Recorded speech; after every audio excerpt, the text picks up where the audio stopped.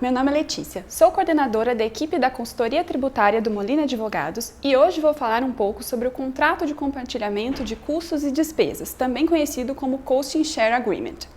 Este é um instrumento comum entre empresas de um mesmo grupo econômico que permite que algumas atividades administrativas, como por exemplo na área jurídica, de informática ou de recursos humanos, sejam centralizadas por uma das empresas e os seus custos divididos com todas as demais. Desse modo, não há necessidade de manutenção de diferentes estruturas, possibilitando a redução de gastos operacionais e otimização de resultados. Como é possível perceber, os repasses entre as empresas se dão como um mero reembolso dos valores gastos pela centralizadora, com as atividades administrativas. Por isso, deve ser afastado qualquer possibilidade de obtenção de lucro ou de realização da atividade fim da empresa. Vale a pena deixar claro também que o contrato de rateio de custos e despesas poderá ser feito entre empresas brasileiras ou via contratos internacionais, em que a centralizadora está no exterior. Nesse momento, o nosso foco será a primeira hipótese, ou seja, os contratos firmados no âmbito nacional, ok? Vale destacar que não existe previsão específica na legislação brasileira sobre esse tipo de contrato, sendo considerado, portanto, um contrato atípico. No âmbito tributário, a Receita Federal tem construído ao longo dos anos o posicionamento sobre o tema. Segundo a solução de divergência COSIT número 23 de 2013, a concentração em uma única empresa do controle dos gastos administrativos para posterior rateio é plenamente possível. Para que essas despesas sejam dedutíveis na apuração do imposto de renda da pessoa jurídica e da contribuição social sobre o lucro líquido, devem ser observados alguns critérios. Primeiro, comprovadamente corresponderem a bens e serviços recebidos e efetivamente pagos.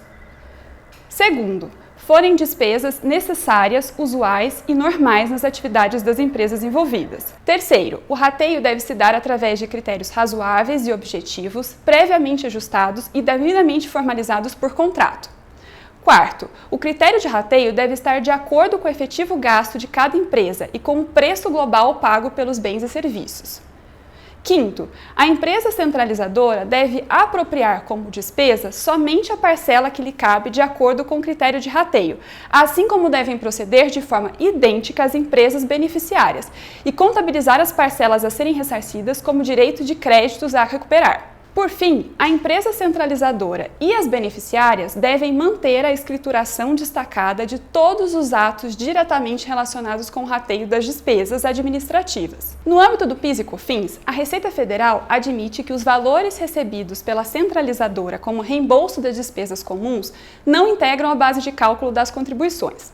Além disso, a apuração de eventuais créditos na sistemática não cumulativa das contribuições deve ser efetuado individualmente por cada pessoa jurídica com base na sua parcela do rateio.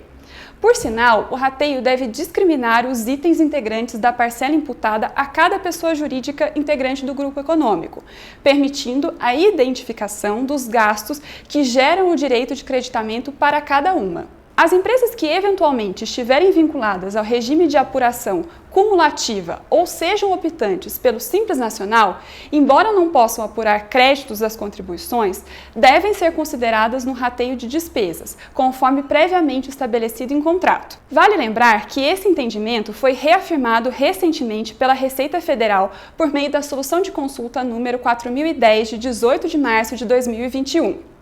Considerando esse cenário, é sempre importante uma análise detalhada dos termos do contrato de compartilhamento de despesas firmado, especialmente para a delimitação dos eventuais riscos tributários. Merece destaque também a necessidade de conservação de todo o conjunto de documentos relacionados à operação, para que sejam apresentados em eventual questionamento por parte da Receita Federal.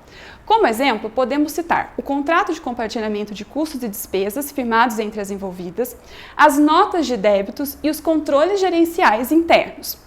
Por hoje é isso, pessoal. Caso queiram saber mais sobre algum desses pontos envolvendo os contratos de compartilhamento de custos e despesas, eu e toda a equipe do Molina Advogados estamos à disposição para auxiliá-los. Um abraço e até mais!